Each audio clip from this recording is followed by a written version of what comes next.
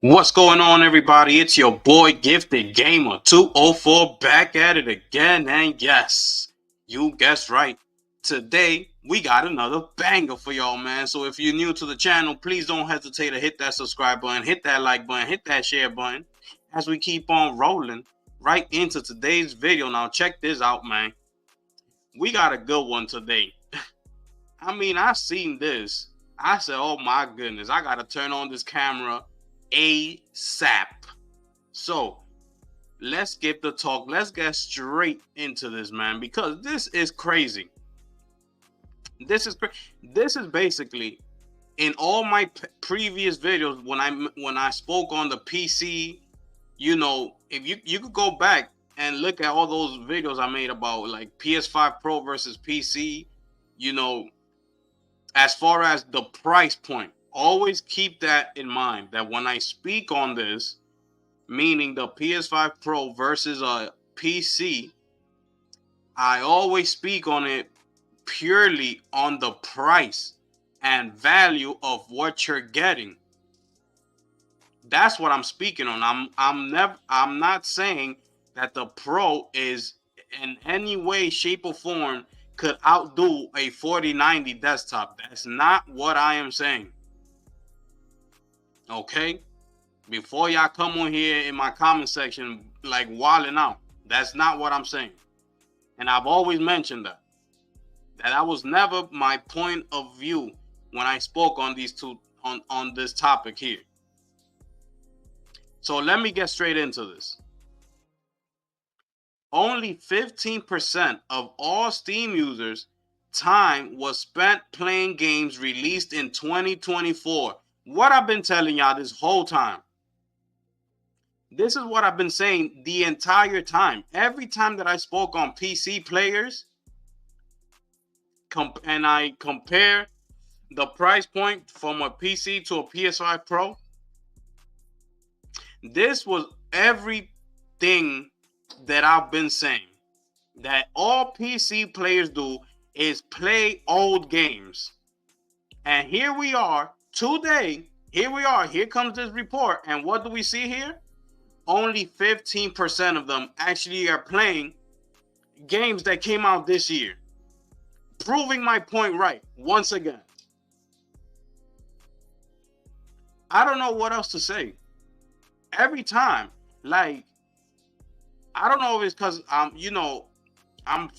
new at this or whatever it is, that people just like seem to not, say that or well, not everybody. Some people, just seem to think that it's just I don't know what I'm talking about. Especially when I drop those the PS5 Pro versus PC videos. Especially in those videos, they're like, "Oh, this you don't know what you're talking about. How a PS5 Pro will never be better than a 4090." Like if that was what I was talking about. But my whole thing was that even the 4090 was having issues running these new games that are coming out today. And I've showed you plenty of examples in those videos. Plenty of them. So my whole thing is, if you got a 4090, why are you struggling? Why is that 4090 card struggling? That's why I kept saying, of course, people are gonna say, "Oh the 4090," because they're playing on old, they're playing old games, just like those that you see with last generation's graph card, like 3060s and things like that. Oh, my 3060 is still better than your Pro. I still run this. Yeah, but I always ask, okay, what games are you playing? That you're here telling me that your graphics card or your PC build is better than the PS5 Pro. What games are you playing? Because I'm over here playing top of the line games that are coming out this year and are running smooth, perfectly fine, running in 4K. So what games are you playing? And they always refer to old games. And here we are. Let me get through this. This is ridiculous.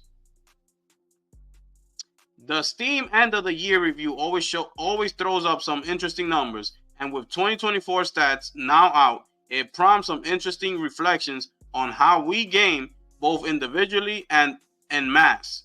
On a personal level, it turns out I've played about 50% fewer games on Steam than last year. I blame Game Pass, emulation, and my overpriced but utterly captivating Nintendo 3DS XL. While turn-based stealth and detective games made up a big part of my 2024 jam. But the recently interesting stuff is on the macro scale, as it shows that Steam users spent just 15% of their total playing time in games that launched in 2024. 47% of the total playing time on Steam was spent on games released in the last 1 to 7 years, while a sizable 37% of time was spent in games that have been out for 8 years or more. I mean, dang.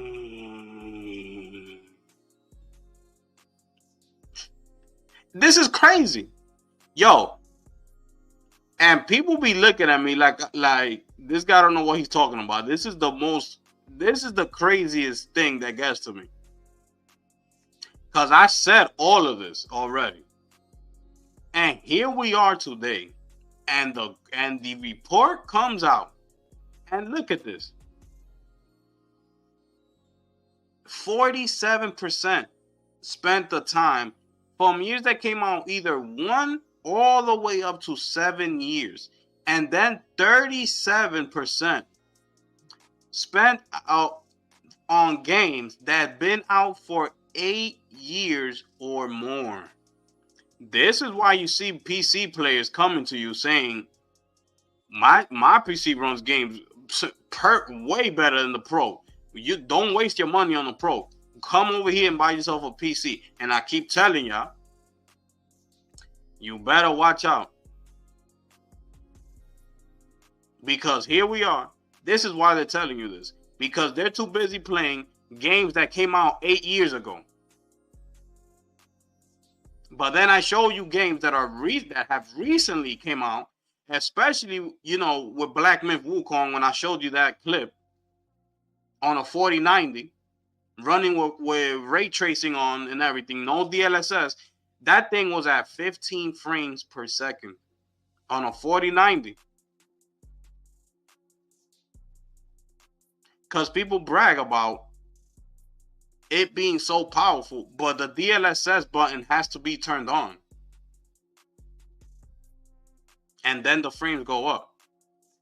But let me keep going. So what do we make of all this? Are people just not buying new games anymore?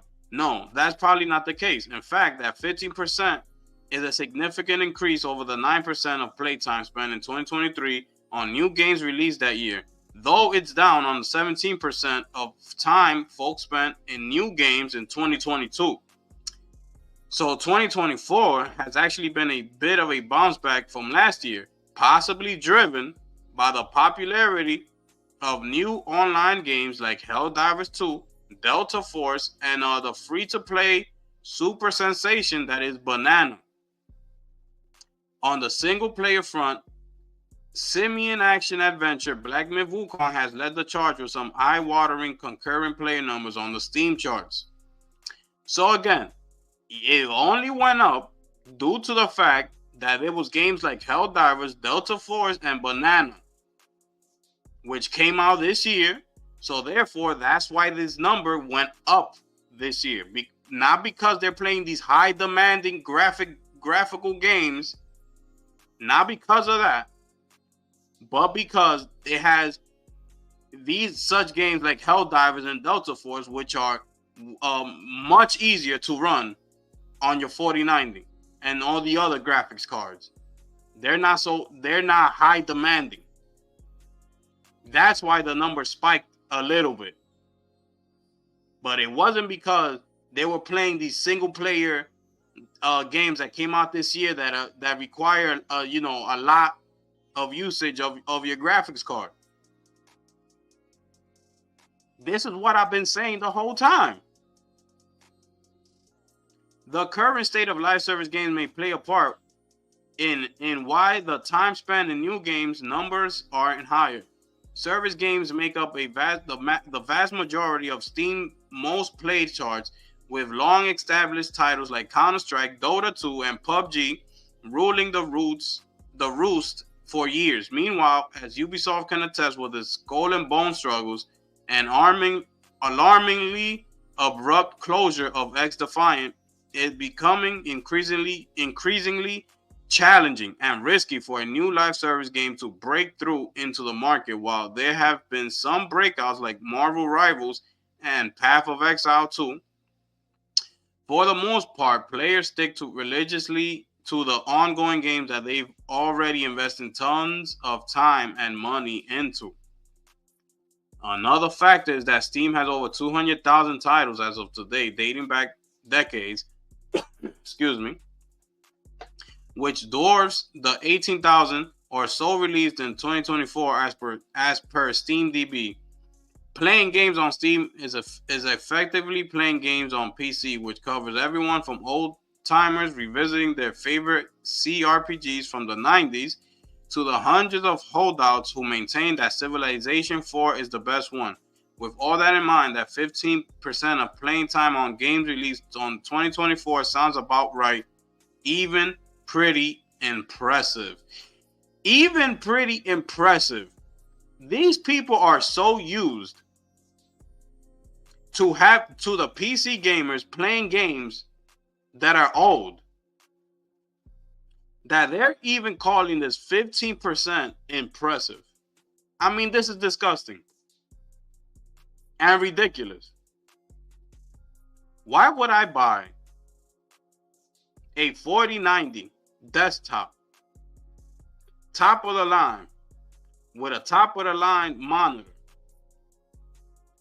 to say that I want to go and play a game that came out 8 years ago? What sense does that make? That don't make any sense to me. If I'm getting something like that, that means I'm trying to play the latest and greatest. You know, the whole thing about this as well is another thing that they stated here, that people already used to the games that they've been spending money and time on instead of jumping into a new game. That's why it's so hard for these new live service games to come into play. But you can't fault these companies for trying, because they see that this is where the majority of players are spending their time and money on, is on these live service games. So we should be seeing every company trying to put out at least one or two to see if somehow it sticks. It's just the right thing to do as a company. You're seeing all these numbers, all this data they're collecting. Who in their right mind wouldn't want to dip into that money, into that market? You gotta at least throw one or two games or three games to see if something sticks. And in this case with Sony, it was Helldivers. But Helldivers is not that type of, live service game that requires you to be in the store purchasing skins and all this. And it's a different type of live service game. It's more grounded. But you could bet that PlayStation is going to want to put something else out there that'll require, more time and money in the store, like buying skins, like Call of Duty and Fortnite and all these games. And it's only right, because you, the gamers, this is all you spending your time and money on. But when we have other games, single player games, y'all seem not to care about those games. So people are asking for way too many things, and they can't make up their mind, because they're saying they want all these other great games, but when you look at the sales, it doesn't add up. And then you go look at live service games, which most people are saying that this is not what we want. But then you go look at the stats, and it's like, oh, but this is what you want, because this is the data that we're collecting, and it just shows us that this is all y'all want, because this is the place where y'all spend all y'all time and money in. So which one is it? Yeah, which one is it? Because it's ridiculous. But anyways, this article is hit everything I said right on the money. You're paying for a 4090, 4080 for what? If you're not utilizing it to play the latest and greatest games. When you go look, and I always come back to this. This is where they're sending you. When they say switch over to PC, this is where they're sending you. If you're trying to play the latest and greatest. If you just a player that wants to play old games and be stuck in the past, then you don't need a 4090. You could just go way below a 4090, and those graphics cards could easily run all those old games. But if you're trying to switch from a console to a PC, but being the fact that you want to play the latest and greatest, this is where you need to be. And I even put 4080 in this one. And look at this with a 2 terabyte. Look at this. But you know what I'm saying? Like, y'all do what y'all want with y'all money. I'm just saying, for $700 for the PS5 Pro, you're gonna get all the official first-party PlayStation day one. You don't need to wait. Sooner than later, you will be getting Xbox first-party games day one. You won't need to wait. No timed exclusivity anymore. That's just a thing for now. That, trust me, that will be gone in the near future. There will be day one games on PlayStation. They're just behind the scenes right now working all those kinks out. They're working everything out. As soon as they figure all that out, those games will be on PlayStation day one. No timed exclusivity. So you could be getting PlayStation, Xbox, and all the third-party games. Where are you going wrong here? I don't get it. For $700. You're going to be running this game, and I'm telling you, when you turn that game on, you will see, you will notice the difference. You already have people online saying, am I playing on a PC or on a console? That's how good it is. That you won't even tell, you can't even tell the difference from a 4090 and the Pro. You can't even tell the difference. They have unlocked frame rates that some of these games are going up to the 90 frames per second, like 80 frames per second. Some of them like even up to 100. Running in 4K. Is that good of a console? So that's why I'm saying, if you're getting that for $700, everything I just mentioned, why come here to what you're seeing on your screen? Why come here? If you got the money and this is the direction you choose, then go for it. Because that means you deserved it. And you worked hard. And now you could afford this type of PC build. And, you got to salute people like that. Because I want to be in that position as well. I want to be able to have the best gaming PC as well as my PS5 Pro beside it. That's my dream setup. I want to have the latest PC build with the best graphics card, and I also want to have my PS5 Pro right beside it. That's my dream setup right there. It don't get any better than that. But anyways, yeah, that's all I have to say about that. That article proved my point, and I'm gonna leave it in the description. Y'all can go and read it and take a look at it for yourselves. It's crazy. Now, let me get into this next story, right? And this is gonna be the last story of this video. I don't want to drag it too long, okay? Let me get into this story right here, because this story caught my attention. Now, as y'all know, it was being said that over at the Video Game Awards, Game Science was said to that they were crying when they saw that Astrobot won Game of the Year. Okay, but check this out. This is an update on that story. So, former IGN China editor refutes Game Science crying claim. Okay? On Monday, still coming down from the unexpected high of the Game Awards, we alluded to an emotionally charged event that allegedly occurred in the audience. Former IGN and Santa Monica writer Alana Pierce says she saw at least one Game Science developer overcome with emotion and obviously weeping. This after Astrobot plucked Game of the Year from Black Myth Wukong's paws.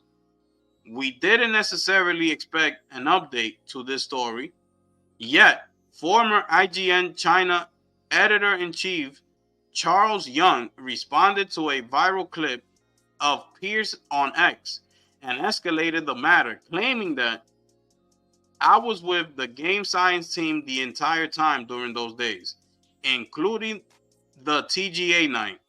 No one cried over this. In fact, I didn't even see anyone crying at the event. Predictably, the comments are a dog's breakfast, and Young's defense of Game Science has resulted in a community note, which is just about as serious as things get on X. In the interest of journalistic integrity, we never seek to tip the scale in any disagreement. That said, if Young was in the front row like Pierce, he must have witnessed host Jeff Keighley get visibly emotional in front of more than 150 million people, allegedly. Overcome by the prospect of any Okami sequel, he is one of us. Okay? So, this is the clip that Alana Pierce put out on Twitter. And, speaking on the event, saying that she was sitting at the front row with all of the game developers and things like that, right? So here's where she explains the whole situation. I'm pretty sure everybody saw that. This is the clip where Jeff Keighley was announcing the Okami sequel, okay? That he was almost in tears. And we could see it. I saw it when he was, presenting this game. So we all saw it, okay? What do you think? Okay, yeah, this is them speak where he sheds tears and things like that. Now let's get into this, right? Because this is the thing that I don't like, and I don't understand. She's saying one thing, claiming that she's sitting right in the front, right next to the Game Science team, claiming that she saw with her own two eyes one of the game developers bursting into tears after they found out Astrobot won Game of the Year. Right? But then we have this guy here saying that he was with Game Science team the entire time during those days, including TGA night, and no one cried over this. In fact, I didn't see anyone crying at the event. So who are we going to believe here? This is ridiculous. And it's okay, even if they were mad, Game Science And they said what they said because that was quoted. He did say those things, you know. But as far as this here, saying that she saw them crying at the event, who are we going to believe? And another thing, she also said that in the interest of journalistic integrity, we never seek to tip the scale in any disagreement. That said, if Young was in the front row like Pierce, he must have witnessed host Jeff Keighley get visibly emotional in front of more than 150 million people, allegedly overcome, the Okami sequel. He is one of us.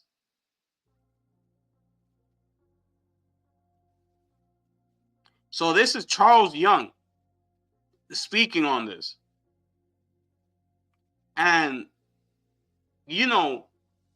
having someone sitting like this in the front row, such as Alana Pierce, why would you have someone like this sitting in the front row of the gaming industry's biggest night, and she's here claiming that, like, really, no one really cares about the Game Awards? Like, she's basically trying to say that people like game developers and things like that, they really don't see the Game Awards as this grand thing, like how they're trying to like make it seem to us. So with her saying this, Jeff Keighley needs to take notes and never sit her in the front row ever again. Because all she's doing is discrediting the Game Awards. And having us not take these Game Awards serious. Like when people win Game of the Year, we're not going to take it serious. Because now she's saying that the game developers don't take it serious.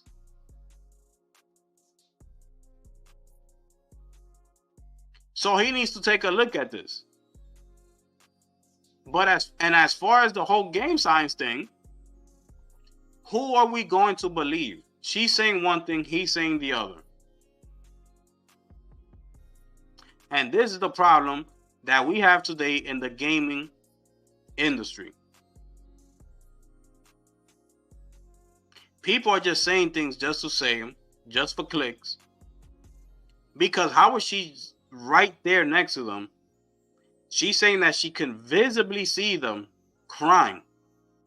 If somebody's crying like that, it's noticeable. You will be able to, a lot of people will be able to, say the same thing. Like, oh yeah, I did see him. He was really crying. Like, I would assume more people will come out by now and, what do you call it? Like agree and confirm it. Like, yes, they were crying. But I don't see anything. The first one that comes out is this guy here. And he's saying no, that they weren't crying. So which one is it? Now, we all make mistakes. You know what I'm saying? Like when people comment and say, I make mistakes, everybody makes mistakes. Okay? But as long as you are being truthful in the things that you were saying, and you were trying to be 100% with everything that you were saying, and not know that in the back of your mind, you're actually saying false, like pushing false narratives and saying random things just for clicks, or just because you're part of a certain team. So now you're trying to push a false narrative or something like that. That's different. Which is what it seems that she was doing in that video, was push a false narrative as to the game science developers crying at the Game Awards when they didn't win Game of the Year. But you see, there's a lot, such as with IGN and the rest of them. You see, there's a lot pushing false narratives. Because the truth is that Xbox is trash. That's the truth. And PlayStation is the top of the line when it all comes down to it. But you see how people still trying to defend Xbox. Oh yeah, but they're going this direction. Defending them for actually going third party, forgetting about the console players. Well, we should have all seen this. That's all you hear now. Well, we should have all seen this coming. I mean, they've been telling us this. I mean, back in this day, remember, Phil said this. And remember, they also said that this, that, and the third, blah, blah, blah, yada, yada, yada. So you should have known by then that this was the direction they were going all along. So why didn't you come out and just say that back then? Why didn't you come out and just basically say, yo, get ready. Xbox going full third party. No need for you to go buy an Xbox Series X or S because they're not going to be looking towards you anymore. They're going to go a different direction. Why wasn't that the conversation? Why didn't you just say that point blank period at that time, being that you're claiming that this was brought up a long time ago? That's the difference.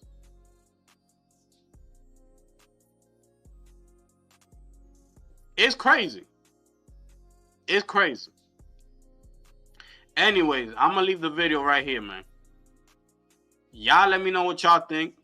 Salute to everybody. I appreciate y'all. We're going to keep grinding. We're going to keep growing. And it's your boy, the gifted one here, man. And I'm going to catch y'all on the next one. I'm gone.